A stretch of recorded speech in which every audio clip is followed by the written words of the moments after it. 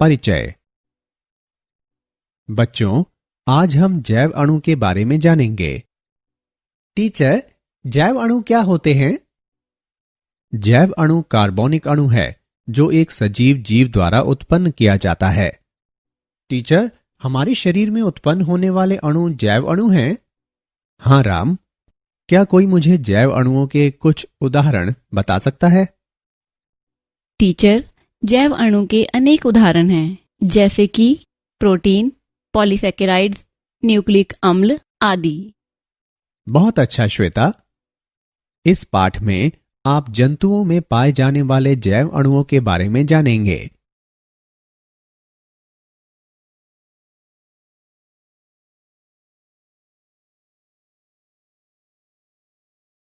उद्देश्य।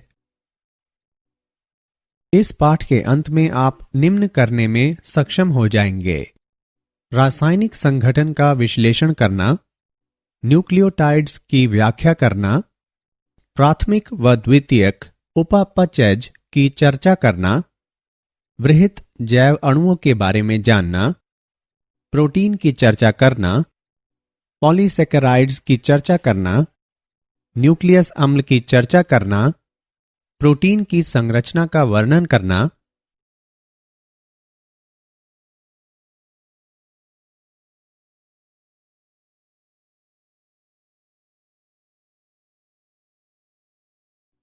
एक बहुलक में एककों को जोड़ने वाले बंधों की प्रकृति की चर्चा करना, शरीर अवयवों की गतिक अवस्था उपापाच्य की संकल्पना की चर्चा करना, जीव के उपापाचीय आधार की व्याख्या करना, जीव अवस्था की व्याख्या करना, एंजाइम का वर्णन करना।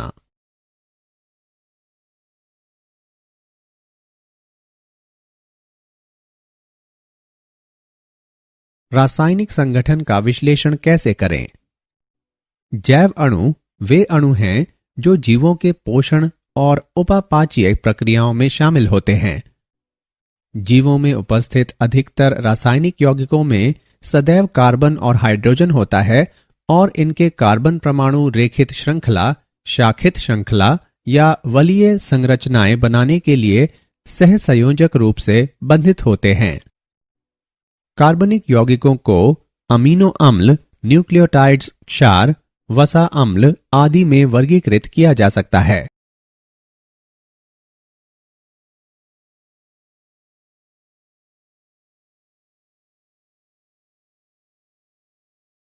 अमीनो अम्ल।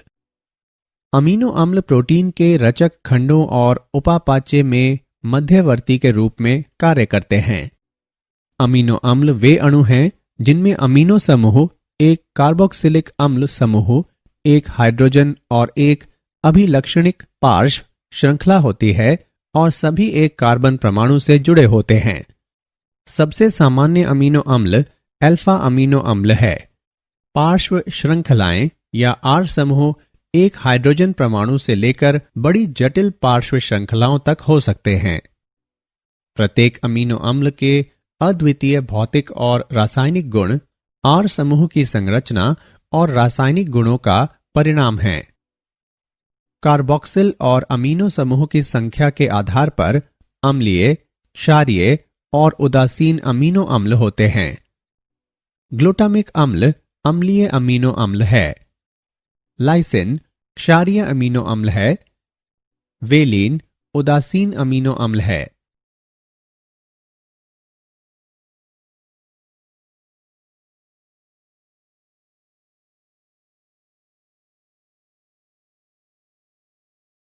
लिपिड्स। लिपिड्स कार्बनिक अणु हैं जो जल में अघुलनशील होते हैं। लिपिड्स के 3 उदाहरण उदासीन वसाएं, फॉस्फोलिपिड्स और कोलेस्ट्रॉल। उदासीन वसाएं 3 वसा अम्ल श्रृंखलाएं निर्जलीकरण संश्लेषण द्वारा एकल ग्लिसरॉल अणु से जुड़ी होती हैं। उदासीन वसा ऊर्जा ईंधन को संचित करती है, शरीर ऊतकों को रोधी बनाती है और अंगों की सुरक्षा करती है। फॉस्फोलिपिड्स। फॉस्फोलिपिड्स में एक अध्रुवीय वसा अम्ल श्रृंखला भाग तथा एक फॉस्फेट ध्रुवीय भाग होता है। फॉस्फोलिपिड्स के दोनों स्तर सभी कोशिका झिल्लियों के मुख्य अवयव बनाते हैं।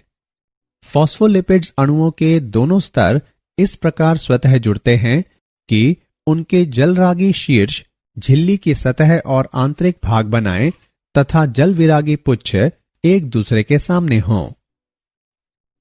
कोलेस्ट्रॉल।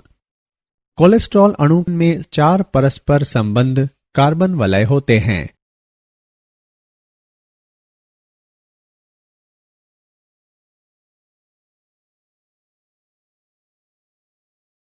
न्यूक्लियोटाइड्स। न्यूक्लियोटाइड न्यूक्लिक अम्ल जैसे कि डीएनए और आरएनए के बुनियादी निर्माण खंड हैं। यह एक कार्बनिक यौगिक है जो नाइट्रोजनी क्षार, शर्करा और एक फॉस्फेट समूह का बना होता है। इनमें से कुछ नाइट्रोजन क्षार हैं। एडेनिन, थाइमीन, ग्वानिन, साइटोसिन व यूरेसिल हैं। यदि नाइट्रोजन क्षार शर्करा से जुड़े होते हैं तो वे न्यूक्लियोसाइड कहलाते हैं। एडेनोसिन, ग्वानोसिन, थाइमिडिन, यूरिडिन व साइटिडिन न्यूक्लियोसाइड्स हैं।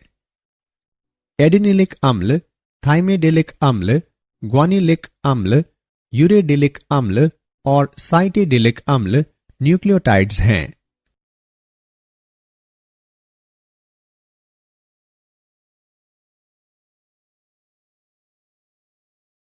प्राथमिक तथा द्वितीयक उपापचयज।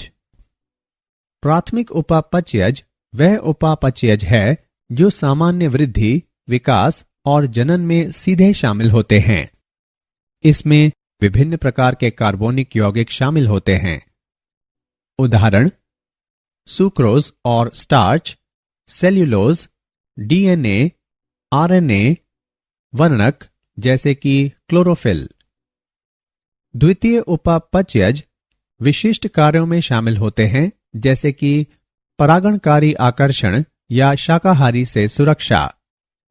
इन्हें 3 श्रेणियों में वर्गीकृत किया जा सकता है: एल्केलाइड, टर्पिनवाइड्स, फिनोलिक्स। एल्केलाइड नाइट्रोजन युक्त यौगिकों का एक बड़ा समूह है। टर्पिनवाइड्स एसिटल कोएंजाइम ए या ग्लाइकोलिसिस में मध्यवर्तियों से व्युत्पन्न होते हैं। फिनोलिक यौगिकों को हाइड्रोक्सिल कार्यात्मक समूह वाले एक या अधिक एरोमेटिक वलयों की उपस्थिति द्वारा परिभाषित किया जाता है।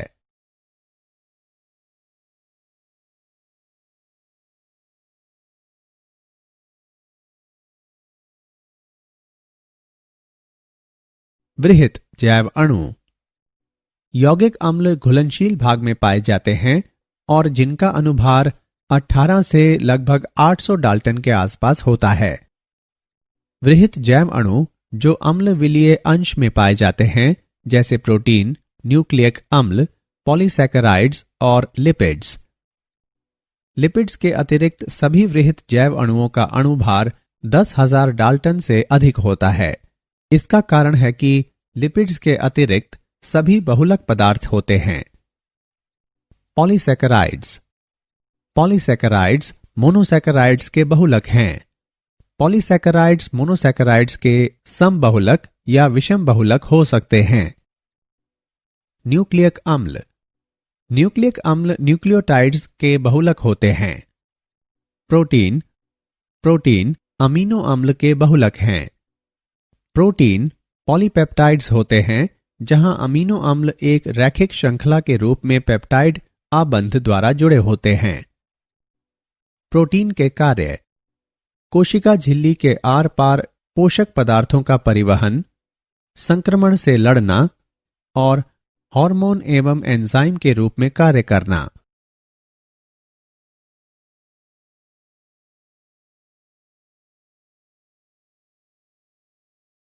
प्रोटीन। प्रोटीन पेप्टाइड आबंध द्वारा सहसंयोजक रूप से एक श्रृंखला में जुड़े अमीनो अम्लों के बहुलक होते हैं। प्रोटीन प्रतिजनों से शरीर की सुरक्षा करने में शामिल प्रतिरक्षी के रूप में कार्य करते हैं। संकुचनशील प्रोटीन गति के लिए जिम्मेदार होते हैं। उदाहरण के लिए एक्टिन और म्योसिन। प्रोटीन पेप्टाइड बंधों द्वारा आपस में जुड़े अमीनो अम्लों के बहुलक हैं। अमीनो अम्ल 21 प्रकार के होते हैं जो हर तरह के प्रोटीन बनाते हैं। प्रत्येक अमीनो अम्ल में एक हाइड्रोजन, एक कार्बोक्सिल समूह, एक अमीनो समूह और एक विशिष्ट पार्श्व श्रृंखला या आर समूह से बंधित केंद्रीय कार्बन से बनी मौलिक डिजाइन होती है।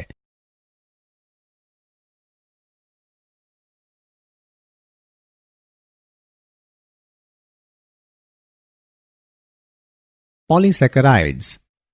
पॉलीसैकेराइड्स जटिल कार्बोहाइड्रेट्स होते हैं। वे मोनोसैकेराइड्स की श्रृंखलाओं के बने होते हैं जो ग्लाइकोसिडिक बंधों द्वारा आपस में जुड़े होते हैं। सेल्यूलोज पादप कोशिका भित्ति का मुख्य अवयव है।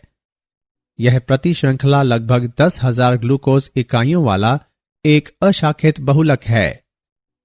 Chitin N acetyl D glucosamine का एक अशाखित बहुलक है।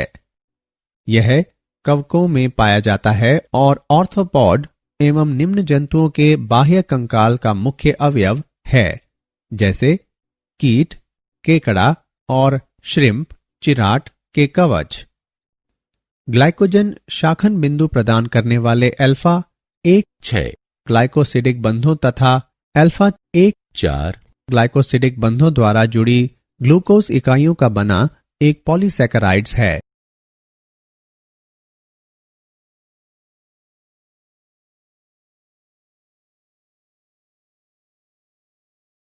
न्यूक्लिक अम्ल। न्यूक्लियोटाइड्स सभी न्यूक्लिक अम्लों के निर्माण खंड हैं। न्यूक्लियोटाइड्स में 3 सहसंयोजक रूप से आपस में जुड़े घटकों की बनी एक स्पष्ट संरचना होती है। नाइट्रोजन युक्त क्षार या एक पिरिमिडिन या प्यूरिन, 5 कार्बन शर्करा राइबोज या डीऑक्सीराइबोज, एक फॉस्फेट समूह। एक क्षार और शर्करा का संयोजन न्यूक्लियोसाइड कहलाता है।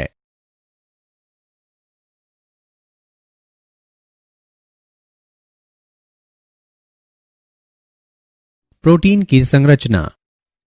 प्रोटीन पेप्टाइड बंधों द्वारा जुड़ी अमीनो अम्लों की एक या अनेक श्रृंखलाओं की बनी होती है और एक विशिष्ट त्रिमिमीय आकार में वलित होती है। अमीनो अम्ल एक हाइड्रोजन, एक कार्बोक्सिल समूह, एक अमीनो समूह और एक विशिष्ट पार्श्व श्रृंखला या आर समूह से बंधित केंद्रीय कार्बन का बना होता है।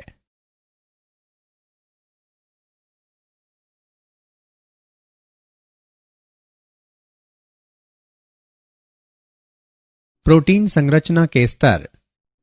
प्राथमिक संरचना।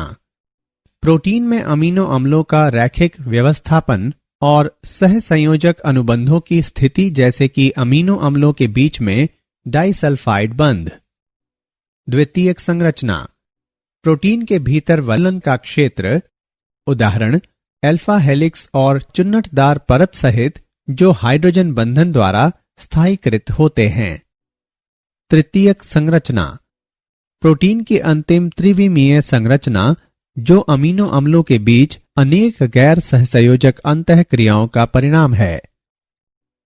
चतुष्क संरचना। गैर सहसंयोजक अंतःक्रियाएं जो बहु पॉलीपेप्टाइड्स को एकल बड़ी प्रोटीन में बांधता है। 2 अल्फा ग्लोबिन और 2 बीटा ग्लोबिन पॉलीप्रोटीन्स के संयोजन के कारण हीमोग्लोबिन में चतुष्क संरचना होती है।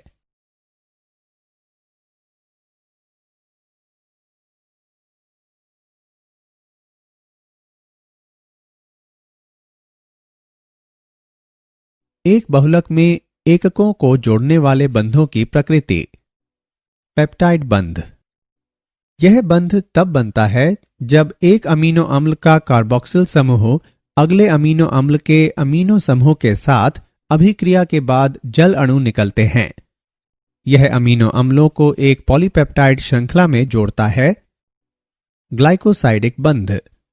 यह बंध पॉलीसैकेराइड्स बनाने के लिए निकटवर्ती मोनोसैकेराइड्स के 2 कार्बन परमाणुओं को जोड़ता है। इसमें निर्जलीकरण भी शामिल है। फॉस्फोडाइस्टर बंध।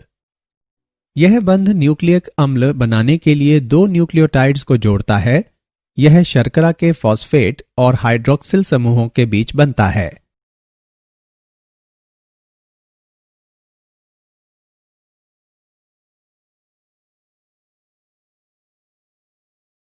शरीर अवयवों की गतिक अवस्था।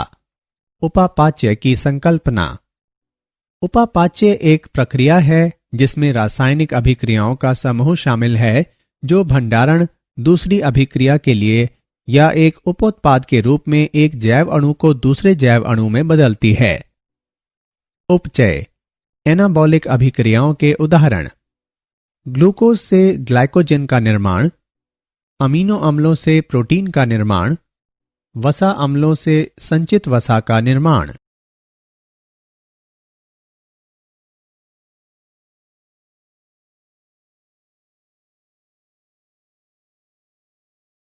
जीव का उपापाची आधार। जटिल अणुओं के सरल अणुओं में उपापाची विखंडन से ऊर्जा का मुक्त होना अपचयी अभिक्रिया है। अपचयी अभिक्रियाओं के उदाहरण: ग्लाइकोलिसिस, यह ग्लूकोज के निम्नीकरण द्वारा एडिनोसिन ट्राइफॉस्फेट के उत्पादन के लिए उत्तरदायी है। ग्लाइकोजिनोलिसिस, ग्लाइकोजन का जल अपघटन ऊर्जा उत्पादन के लिए पेशी कोशिकाओं तथा रुधिर शर्करा के स्तर को बनाए रखने के लिए यकृत कोशिकाओं में होता है।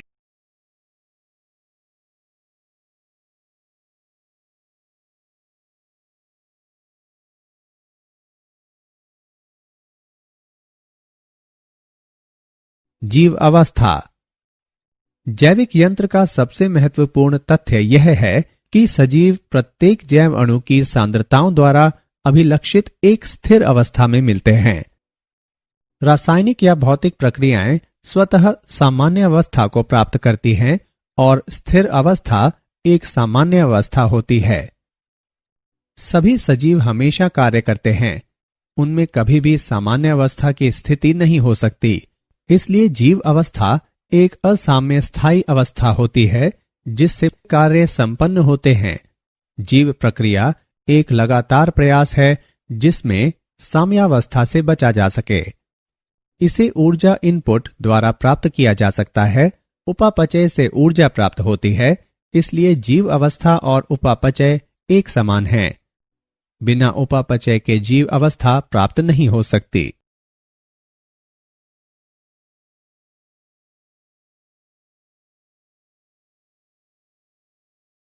एंजाइम।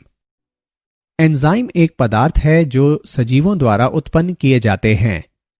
जैव रासायनिक अभिक्रिया संपन्न करने के लिए उत्प्रेरक के रूप में कार्य करता है।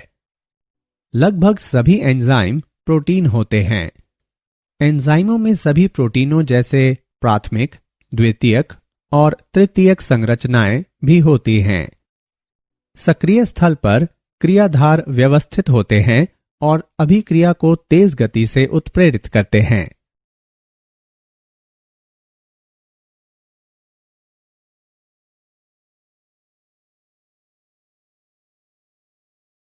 रासायनिक अभिक्रियाएं। रासायनिक यौगिकों में दो तरह के परिवर्तन होते हैं। भौतिक परिवर्तन का अर्थ है बिना बंध के टूटे आकार में परिवर्तन, और रासायनिक परिवर्तन में बंधों का टूटना शामिल है।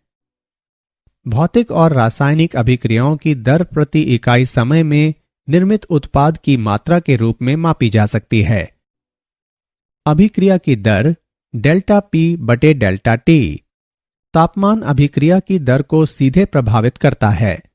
प्रत्येक 10 डिग्री सेल्सियस तापक्रम के बढ़ने या घटने पर अभिक्रिया की दर क्रमशः द्विगुणित या आधी हो जाती है।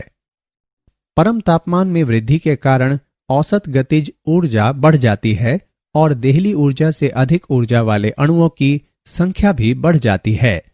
इसलिए यह देखा गया है कि अभिक्रिया की दर तापमान में वृद्धि के साथ बढ़ जाती है। एक एंजाइम केवल एक विशिष्ट रासायनिक अभिक्रिया को उत्प्रेरित करता है। उदाहरण के लिए, माल्टोज शर्करा आपस में जुड़े दो ग्लूकोज अणुओं की बनी होती है।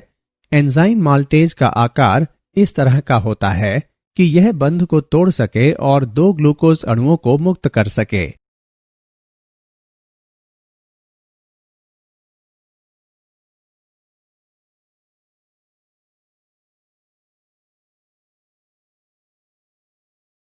एंजाइम द्वारा उच्च दर से रासायनिक रूपांतरण कैसे होता है? अभिक्रिया दर में वृद्धि करने की एंजाइम की क्षमता इस तथ्य पर निर्भर करती है कि यह संक्रमण अवस्था को स्थिर करता है। संक्रमण अवस्था में ऊर्जा सक्रियण ऊर्जा होती है, जिसे अभिकारकों को उत्पाद में बदलने के लिए अभिकारकों के कुछ बंधों को तोड़ने के लिए आवश्यक न्यूनतम ऊर्जा के रूप में परिभाषित किया जाता है। एंजाइम अपने सक्रिय स्थल को आकार देकर सक्रियण ऊर्जा घटा लेते हैं ताकि यह संक्रमण अवस्था में व्यवस्थित हो सके, चाहे यह क्रियाधार से बेहतर हो। उदाहरण के लिए, कैटालेज का एक अणु प्रति सेकंड हाइड्रोजन पेरोक्साइड के 40 मिलियन अणुओं को तोड़ सकता है।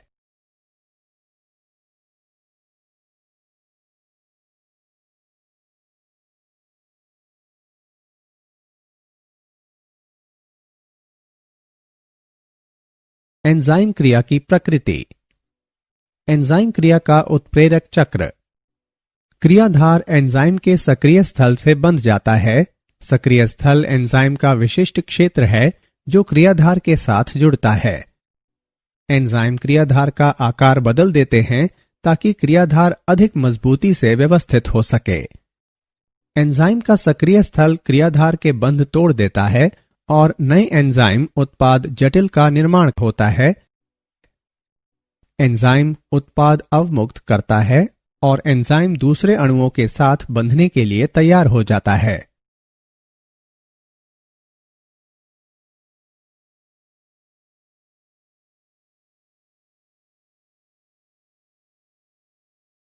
एंजाइम क्रियाविधि को प्रभावित करने वाले कारक। तापमान और पीएच। एंजाइम की क्रियाशीलता पीएच और तापमान में परिवर्तन द्वारा काफी परिवर्तित होती है। प्रत्येक एंजाइम एक निश्चित पीएच और तापमान पर बेहतर कार्य करता है। इसकी क्रियाशीलता उस बिंदु के ऊपर या नीचे के मानों पर घट जाती है। उदाहरण के लिए, प्रोटीएज पेप्सिन 1 से 2 तक के पीएच पर बेहतर कार्य करता है। प्रोटीएज ट्रिप्सिन इतने कम पीएच पर निष्क्रिय होता है, लेकिन 8 पीएच पर बहुत सक्रिय हो जाता है। पीएच में परिवर्तन आवेशित अमीनो अम्लों की आयनीकरण अवस्था को बदल देता है, जो क्रियाधार बंधन क्रिया में महत्वपूर्ण भूमिका निभा सकता है।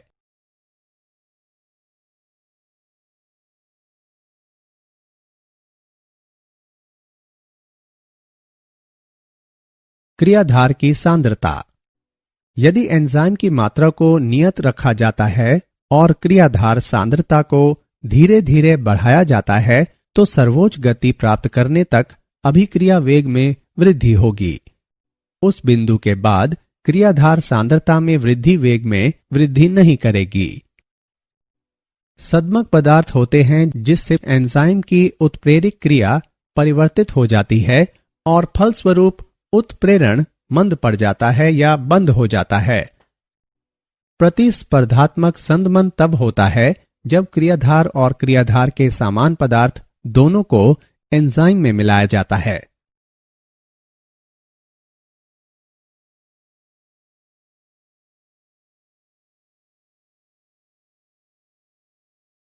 एंजाइम का वर्गीकरण व नामकरण। अभिक्रियाओं के प्रकार के आधार पर एंजाइमों को विभिन्न समूहों में वर्गीकृत किया जा सकता है। ऑक्सीडोरिडक्टेज या डिहाइड्रोजिनेजेज। एंजाइम जो एक अणु से दूसरे अणु तक इलेक्ट्रॉन स्थानांतरित करते हैं, ऑक्सीडोरिडेज कहलाते हैं। अधिकतर उपापचयी ऑक्सीकरण अभिक्रियाओं में इलेक्ट्रॉन दाता से हाइड्रोजन को हटाना शामिल है। ये एंजाइम डिहाइड्रोजिनेजेज कहलाते हैं। ट्रांसफरेजेज, ये वे एंजाइम हैं जो एक समूह के स्थानांतरण में शामिल होते हैं। हाइड्रोलेजेज, एक एंजाइम जो जल अपघटन की प्रक्रिया की गति बढ़ा देता है।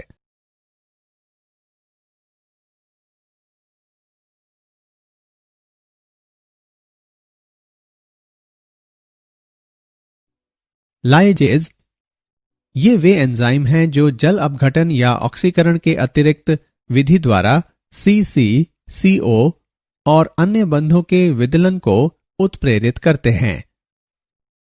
आइसोमरेजेज ये एंजाइम समावयवों के संरचनात्मक पुनर्व्यवस्था को उत्प्रेरित करते हैं।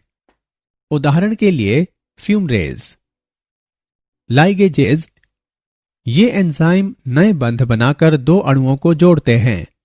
उदाहरण के लिए सिट्रिक अम्ल।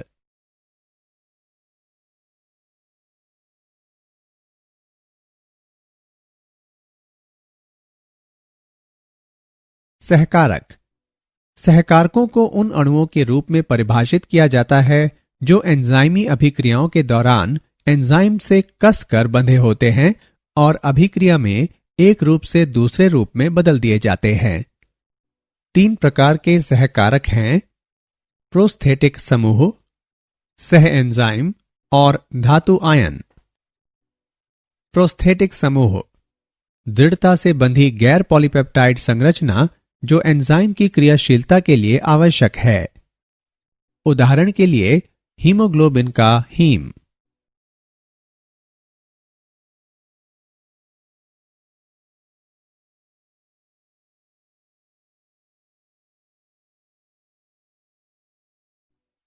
सह एंजाइम ये कार्बनिक सहकारक हैं जैसे कि निकोटिनामाइड, एडेनिन, डाइन्यूक्लियोटाइड NAD और क्लेविन मोनोन्यूक्लियोटाइड FMN जो ऑक्सीकरण अपचयन अभिक्रियाओं में शामिल होते हैं।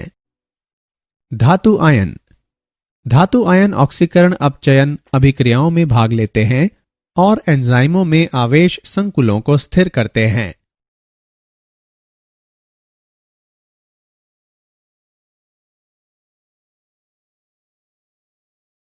क्या आप जानते हैं डरावनी फिल्में देखने से उपापचय दर में वृद्धि हो सकती है। दालचीनी एक मसाला है जो आपकी उपापचयी दर में वृद्धि कर सकता है। यदि आप भोजन करना छोड़ देते हैं तो आपकी उपापचयी दर धीमी हो सकती है।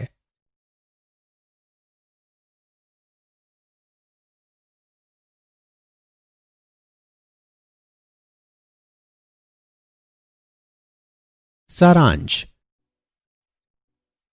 आइए हमने जो कुछ सीखा है उसे संक्षेप में दोहराएं।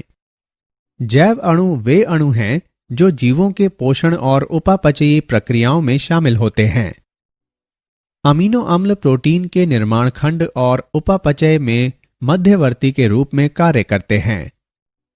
न्यूक्लियोटाइड न्यूक्लिक अम्ल के बुनियादी निर्माण खंड हैं जैसे कि DNA और RNA। पॉलीसैकेराइड्स मोनोसैकेराइड्स के बहुलक हैं। न्यूक्लियक अम्ल न्यूक्लियोटाइड्स के बहुलक हैं। प्रोटीन अमीनो अम्ल के बहुलक हैं। प्रोटीन के 4 स्तर प्राथमिक, द्वितीयक, तृतीयक, चतुष्क संरचना हैं। उपापाच्य एक प्रक्रिया है जिसमें रासायनिक अभिक्रियाओं का समूह शामिल है जो भंडारण, दूसरी अभिक्रिया के लिए या एक उपोत्पाद के रूप में एक जैव अणु को दूसरे जैव अणु में बदलती है। लगभग सभी एंजाइम प्रोटीन होते हैं। अभिक्रिया दर में वृद्धि करने की एंजाइम की क्षमता इस तथ्य पर निर्भर करती है कि यह संक्रमण अवस्था को स्थिर करता है।